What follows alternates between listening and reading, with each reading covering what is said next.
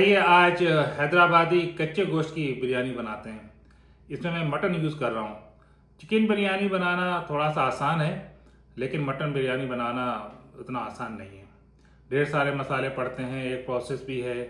तो अगर आपने पहले कभी भी बिरयानी ना बनाई हो हैदराबादी स्टाइल की, तो आप इस रेसिपी को बहुत गौर से देखिएगा और सारे स्टेप्स फॉलो करिएगा, तो आप बना लेंगे। फिर भी थोड़ी सी लर्निंग कर्व है, थोड़ी सी प्रैक्टिस लगती ही है। मैंने डिटेल्ड रेसिपी डिस्क्रिप्शन में भी दे रखी है, आप वहाँ से भी इसको देख सकते हैं और फॉलो कर सकते हैं। तो आइए हैदराबादी कच्चे गोश्त की मटन दम बिरयानी बनाते हैं।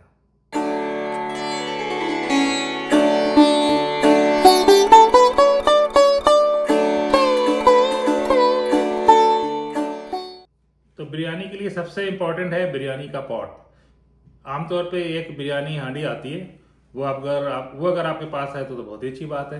नहीं है तो आप एक बड़ा सा पॉट लें, छोटा पॉट नहीं लें। ये तो पॉट जो है, इसमें बिरयानी इतने तक ही आएगी, लेकिन मुझे और स्पेस चाहिए ताकि दम लगाने के लिए जो स्टीम बनती है उसके लिए स्पेस रहे। तो छोटा बर्तन मत लीजिएगा, बड़ा बर्तन ले तो ज़्यादा अच्छी बात है। दूसरी बात ये कि इसका जो बॉटम है वो थिक होना चाहिए। अगर थिक बॉटम नहीं होगी तो हमें इसके नीचे तवा रखना पड़ेगा और फिर उसे दम देना पड़ेगा। और अगर थिक बॉटम है तो कोई बात नहीं, उसमें भी काम चल जाएगा। तो ये मैं रख लेता हूँ एक तरफ, और इसी में ही मैं फाइनल बिरयानी बनाऊंगा। तो मैं इसी में ही मैरिनेट करूंगा, किसी और चीज़ में मैरिनेट नहीं करूंगा। तो इसको मैं रख लेता हूँ साइड में, और इसके अंदर बाकी सारे कंपोनेंट एक एक करके डालता रहता हूँ। मैं 1.5 किलो मटन की बिरयानी बना रहा हूँ। ये मटन है, और बीफ भी लिया जा सकता है और चिकन भी लिया जा सकता है, लेकिन चिकन में प्रोसेस थोड़ी सी डिफरेंट है। बीफ और मटन की प्रोसेस ऑलमोस्ट सेम है। ये विद बोन गोश्त है और इसमें थोड़ा फैट भी है, बिल्कुल ही लीन मीट नहीं है और बोनलेस नहीं है। वैसे तो कोई भी पार्ट आप ले सकते हैं, लेकिन सीने का और पुट का जो गोश्त होता है वो बिरयानी के लिए सबसे अच्छा माना जाता है। लेकिन जो भी आपके पास अवेलेबल हो वो ले लें, और ये इसमें मैरिनेशन पॉट में डाल दें। ये सारी कैलकुलेशंस मसालों की मैंने 1.5 किलो गोश्त के हिसाब से करी हैं। तो ये जिंजर और गार्लिक पेस्ट है। मैं 1 किलो में 1 टेबल स्पून, जो कि 15 ml के करीब होता है, वो जिंजर और गार्लिक पेस्ट डालता हूँ। तो ये 1.5 किलो है, तो मैं इसमें करीब करीब 25 ग्राम के करीब गार्लिक और 25 ग्राम के करीब जिंजर पेस्ट, ये दोनों इसमें डाल रहा हूँ।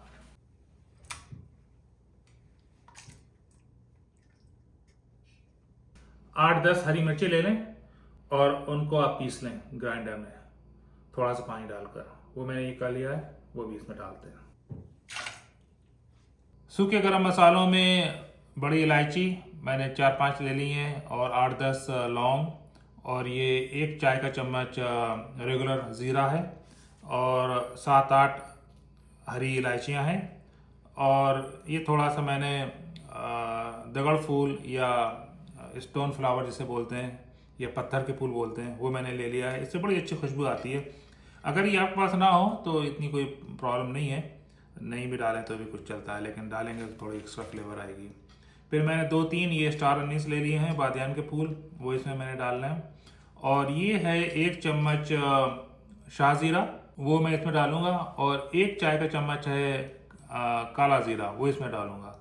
2 इंच की सिनेमन स्टिक है, वो ले लें, और 2-3 तेज पत्ते ले लें। ये सारे गरम मसाले इसमें जा रहे हैं। सूखे और पाउडर्ड मसालों के अंदर 2 टेबल स्पून आप ले लें धनिया पाउडर, 1 चाय का चम्मच काली मिर्च का पाउडर, 1 चाय का चम्मच ज़ीरा पाउडर, और आधा चाय का चम्मच जायफल का पाउडर। और अगर आपके पास जायफल और जावित्री मिक्स हो तो वो भी डाल सकते हैं, लेकिन ज़्यादा मत डालिएगा, काला भी हो जाता है और डिफरेंट, उसका टेस्ट भी डिफरेंट हो जाता है। तो जायफल थोड़ा कम ही डालें। और 1 चाय का चम्मच हल्दी, 1.5 टेबल स्पून लाल मिर्च का पाउडर, ये इसमें डाल दें। और चूँकि 1.5 किलो गोश्त है तो मैं इसमें 1.5 चाय का चम्मच नमक डाल रहा हूँ। 1 किलो में 1 चाय का चम्मच नमक ठीक होता है। अपने टेस्ट के हिसाब से ऊपर नीचे भी कर सकते हैं, लेकिन इतना काफ़ी होता है। ये सारे पाउडर मसाले जो हैं ये इसके अंदर।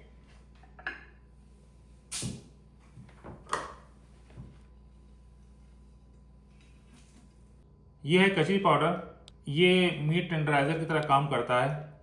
क्योंकि ये मटन है तो इसको गलने में थोड़ा सा वक्त लगता है, तो इसको गलने में हेल्प करने के लिए हमें टेंडराइजर चाहिए होता है, मीट टेंडराइजर। तो बेस्ट तो ये है, अगर आपके पास कच्चा पपीता हो तो वो इसके अंदर डाल दें, करीब करीब 50 ग्राम के करीब उसका छिलके के साथ उसे क्रश करके वो इसमें डाल दें। अगर आपके पास वो नहीं है तो 2 टेबल स्पून कचरी पाउडर ले लें, ये है मेरे पास कचरी पाउडर, ये भी वही काम करेगा। और अगर आपके पास ये भी नहीं है तो दूसरे जो टेंडराइजर आते हैं वो आप ले लें, वो डाल दें 2 चाय के चम्मच। ये है lemon juice, 30 ml lemon juice डाल दें इसमें। और ये है हमारी फ्राइड अनियन। आमतौर पे फ्राइड अनियन स्टोर पे बड़े आराम से मिल जाती है। अगर नहीं मिलती है तो आपको जो है तेल में फाइन स्लाइस करके अनियन को फ्राई करना पड़ेगा, झंझट वाला काम है। तो उससे बचने के लिए बेहतरीन यही होता है कि आप बनी बनाई फ्राइड अनियन स्टोर से ले लें, इसको बेरेस्ता भी बोलते हैं। अगर आपने घर में फ्राई करी है तो उसका जो ऑयल बचेगा वो हमें इसके अंदर डालना पड़ेगा, तो वो आप रखिएगा। अगर नहीं फ्राई करिए घर पर, स्टोर में ही फ्राई करी हुई रखिए, तो हम उसके लिए अलग से घी डालेंगे उसमें। तो ये 75 ग्राम के करीब अनियन है, ये इसके अंदर डाल दें। 1 किलो गोश्त के लिए मैं 50 ग्राम फ्राइड अनियन इस्तेमाल करता हूँ मेरिनेशन के लिए, क्योंकि 1.5 किलो है तो 75 ग्राम फ्राइड अनियन वो इसके अंदर जाती है। इसकी वजह से हैदराबादी बिरयानी में एक अपना टेस्ट आता है, अलग से फ्लेवर आता है। 300 ग्राम मैंने दही लिया है। 1 किलो गोश्त के लिए 200 ग्राम दही इस्तेमाल होता है, तो ये 1.5 किलो गोश्त है तो 300 ग्राम मैंने दही लिया है, वो भी इसके अंदर डाल दें। 150 ग्राम मैंने देसी घी लिया है। 1 किलो गोश्त में 20% घी तेल पड़ता है। ये 1.5 किलो गोश्त है तो इसमें 300 ग्राम घी तेल की ज़रूरत होगी। तो अभी मैं इसके अंदर 150 ग्राम घी, देसी घी डाल रहा हूँ। अगर आपने प्याज फ्राई की हुई है अपने घर के ऊपर ही, तो वो जो तेल होता है वो बहुत ही खुशबूदार तेल होता है, तो इस घी की जगह पे वो 150 ग्राम वो तेल आप इसके अंदर डाल सकते हैं। मैंने क्योंकि स्टोर से फ्राइड अनियन खरीदी हुई है तो मेरे पास वो तेल नहीं है, तो मैं इसके अंदर देसी घी सीधा डाल रहा हूँ 150 ग्राम। 150 ग्राम घी मैं बाद में यूज़ करूँगा जब मैं इसको दम लगाऊंगा, तो ये 150 ग्राम घी भी इसके अंदर जाता है। और एक और बहुत इम्पोर्टेंट कंपोनेंट, पुदीना और धनिया। ये आधा आधा कप पुदीना और धनिया है। पुदीने की जो फ्लेवर है वो हैदराबादी बिरयानी के अंदर प्रोमिनेंट होती है और बहुत इंपॉर्टेंट है। तो पुदीने के बिना आपकी बिरयानी बनेगी नहीं। तो पुदीना आप कहीं से भी लेकर आए, लेकिन ज़रूर लेकर आइएगा और ज़रूर डालिएगा। पुदीने को हम चावल में भी डालेंगे और बाद में जब हम दम लगाएंगे तब भी हम थोड़ा सा पुदीना और धनिया डालेंगे, तो ये भी इसके अंदर जाता है। अब सारी चीज़ें इसमें आ चुकी हैं। अब इसको हाथ से अच्छे से मिक्स करिए, और इसको अच्छे से मिक्स करने के बाद आप इसको 2 से 3 घंटे मैरिनेट करने के लिए रख दें। उसके बाद ही हम बिरयानी बनाएंगे। जब आप इसे मिक्स कर रहे हैं तो एक बात का ध्यान रखिएगा कि कभी कभी ये जो मटन की जो बोन्स होती हैं वो आपके हाथ में लग सकती हैं, तो ध्यान रखिएगा कि आपकी हाथ को कोई इंजरी ना हो इसको मिक्स करते हुए। अभी ये मिक्स हो गया है और अब इसको हम 3 घंटे के लिए मैरिनेट करने के लिए रख देते हैं। मैंने 1.5 किलो गोश्त के लिए 1 किलो अच्छी क्वालिटी का बासमती राइस लिया है। हमेशा ये ध्यान रखिएगा कि गोश्त की क्वांटिटी चावलों से ज़्यादा होना चाहिए, क्योंकि चावल पकने के बाद इनका वॉल्यूम बढ़ जाता है और गोश्त हो जाता है कम। तो बहुत बार ये होता है कि बोटियाँ जो वो ख़त्म हो जाती हैं और सिर्फ चावल रह जाता है, जो कि बहुत अच्छी सिचुएशन नहीं है। तो इसको बहुत अच्छे से धोने के बाद इसको आप सोक कर दें कम से कम 1 घंटे पानी में, अच्छे से ढेर सारे पानी में। ये बहुत ज़रूरी है, इससे आपका चावल बिल्कुल यूनिफॉर्मली बनेगा और अच्छा सा बनेगा। इस चावल को मैं ढेर सारे पानी में बॉईल करूँगा, और जब मैं बॉईल करूँगा तब मैं आपको बताऊँगा उसमें कितना पानी डलेगा और कितना सॉल्ट डलेगा। सॉल्ट भी बहुत इंपॉर्टेंट चीज़ है, उसकी मैं एग्जैक्ट कैलकुलेशन आपको बताऊँगा, क्योंकि कम सॉल्ट में अगर आपने चावल बनाया तो आपकी बिरयानी फीकी फीकी बनेगी, जो कि बहुत मज़ा नहीं आएगा। तो जब पानी बॉईल होगा तो मैं उसके अंदर यही चीज़ें डालूँगा। 8-10 लौंग डालूँगा, और शाहज़ीरा आधा चाय का चम्मच, 3-4 इलायचियाँ, और कुछ पुदीना और कुछ हरा धनिया, कुछ का मतलब 1/4 कप मान लें आप। ये 20 ml के करीब नींबू का रस है वो डालना है, और 1 चाय का चम्मच तेल है, कुकिंग ऑयल, वो डाल दें इसमें। और 1-2 इंच की दालचीनी और 2-3 तेज़पत्ते, ये उसके अंदर जाएंगे। गोश्त को मैरिनेट होते हुए 3 घंटे हो गए। इसको मैंने फ्रिज से बाहर निकाल लिया और इसको चूल्हे पर रख लिया है, अभी फ्लेम ऑन नहीं की है। और ये मैंने चावल उबालने के लिए एक पॉट ले लिया है और उसके अंदर मैंने पानी लिया। अभी मैं आपको बताता हूँ कितना पानी और कितना नमक इसमें चाहिए होता है। चावल उबालने के लिए बड़ा पॉट ही लीजिएगा, नहीं तो आपके चावल जब फैलेंगे तो आपको स्पेस कम पड़ेगा। तो हमेशा थोड़ा सा बड़ा पॉट ही लें बिरयानी बनाने के लिए और चावल उबालने के लिए। तो मेरे पास 1 किलो चावल था जिसको मैंने सोक कर दिया है 1 घंटा पहले। और 1 किलो चावल के लिए मैंने 4 लीटर पानी मैंने बॉयल किया है, 4 गुना। और अब इसमें मैं नमक डालूंगा। नमक का अंदाज़ा बहुत ही इम्पोर्टेंट है। 1 लीटर पानी के लिए 2 चाय के चम्मच यानी 10 ग्राम नमक आप डालेंगे, तो 4 लीटर के लिए 40 ग्राम नमक पड़ेगा, यानी कि 8 चाय के चम्मच। ये आप कम मत करिएगा, क्योंकि अगर आपने नमक कम डाला तो आपके चावल जो है थोड़े फीके फीके बनेंगे और आपकी बिरयानी भी फीकी फीकी होगी और उतना मज़ा नहीं आएगा। तो ये जो नमक की क्वांटिटी है ना, ये किसी भी हालत में कम नहीं होना चाहिए पानी के अंदर, ये बहुत इंपॉर्टेंट है। तो ये नमक डाल दें इसके अंदर। बाद में आप चाहें तो इसे चख के भी देख सकते हैं, क्योंकि नमक की जो क्वांटिटी है वो पानी के हिसाब से पड़ती है, चावल के हिसाब से नहीं, ये ध्यान रखिएगा। तो नमक बहुत इंपॉर्टेंट है। अब इसके अंदर 1 चाय का चम्मच कुकिंग ऑयल डाल दें या घी डाल दें, और 20 या 30 ml के करीब जो है आपको नींबू का रस, लेमन जूस, वो डालना है इसके अंदर, वो डाल दें। इससे आपके चावल जो है बिल्कुल वाइट वाइट से रहेंगे। और अगर आपको याद हो तो मैंने कुछ गर्म मसाले और कुछ हरा मसाला तैयार करके रखा था इसमें पानी में डालने के लिए। तो इसमें दालचीनी है और तेज़पत्ता है, शाहजीरा है, लौंग है, इलायची और धनिया और पुदीना, ये इसके अंदर डाल दें। एक बार मिक्स कर दें, सब चीज़ मिक्स हो जाना चाहिए आपस में, और इसको बॉयल आने दें। अब ये पानी अच्छा सा बॉयल हो रहा है। अब इसके अंदर जितने भी आपने सोक करे हुए चावल रखे थे वो इसमें डाल दें।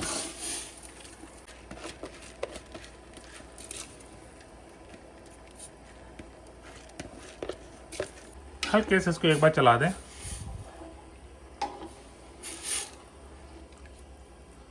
चावल को पूरी तरह से पकने के लिए 7 या 8 मिनट चाहिए होते हैं बॉयल आने के बाद, लेकिन हम इसमें चावल को उससे थोड़ा पहले निकालेंगे। 50% कुक होने के बाद आधा निकाल लेंगे और फिर बाकी जो बचा हुआ है वो 80% कुक होने के बाद निकालेंगे। क्योंकि ये मटन कच्ची गोश्त की बिरयानी है, तो इसके अंदर ज़्यादा चावल पकाने की ज़रूरत नहीं होती है, क्योंकि चावल गोश्त के साथ ही पकता है। अगर आप ज़्यादा पका देंगे चावल को तो बहुत मशी सा हो जाएगा, वो हमें नहीं चाहिए। तो बस जैसे ही 50% चावल पकता है हम इसको आधा निकाल लेंगे और बाकी आधा बाद में डालेंगे। चावल डालने के बाद एक बॉयल आ गया है। अब सबसे पहला काम आपको ये करना है कि 1 कप लें और 1 कप पानी इसमें से निकाल लें।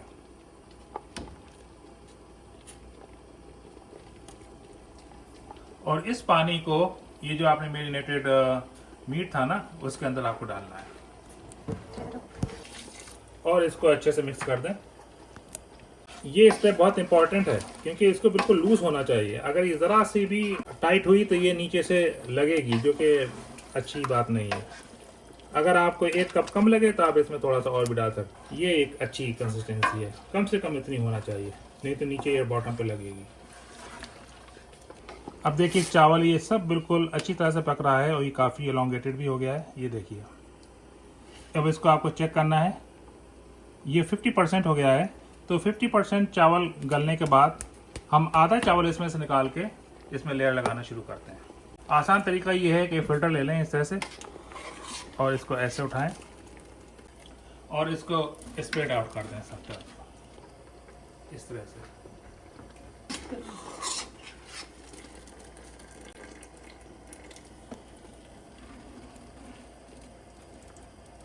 इस चावल को बिल्कुल हल्के हाथ से स्प्रेड आउट कर दें सब तरफ।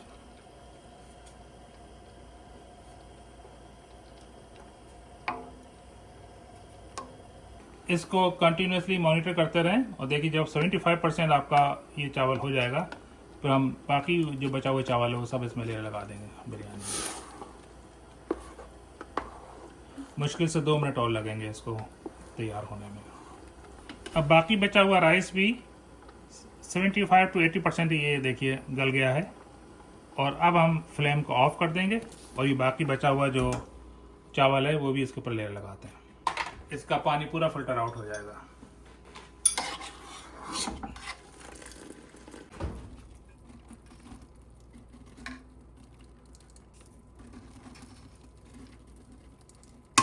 अब चावल को सब तरफ स्प्रेड आउट कर दें अच्छे से। अब इसके बाद मैंने कुछ ज़ाफ़रान दूध के अंदर भिगो के रखा हुआ था, तैयार है, वो मैं इसके अंदर डालता हूँ।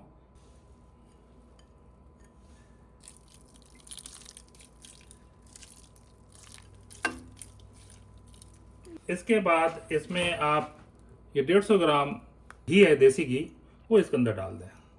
150 ग्राम हमने पहले डाला था और 150 ग्राम अब हम डाल रहे हैं इसमें, तो टोटल 300 ग्राम देसी घी हम इसके अंदर डाल रहे हैं। अब इसके अंदर 50 ग्राम के करीब फ्राइड अनियन है, वो डाल दें और कुछ पुदीना और हरा धनिया वो भी इसके ऊपर डाल दें।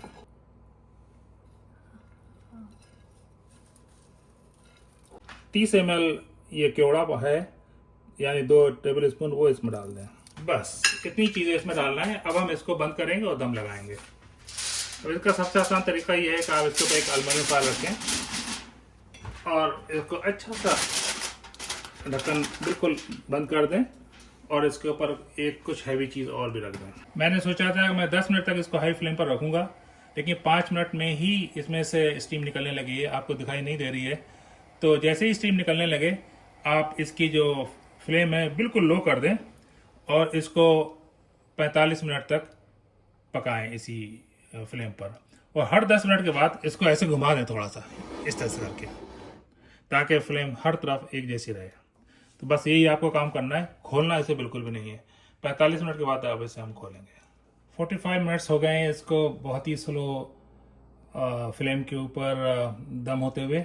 आइए अब खोलने का वक्त आ गया है, आपका सारा इंतज़ार ख़त्म अब। और ये देखिए शानदार हैदराबादी मटन बिरयानी, ये देखिए क्या बनी है, बिल्कुल एक एक चावल अलग अलग है और कितना खूबसूरत और कितनी खुशबू और कितना फ्लेवर आ रहा है। और देखिए गोश्त इसका बिल्कुल जूसी एकदम। आइए अब इसको सर्व करते हैं और इसको एंजॉय करते हैं।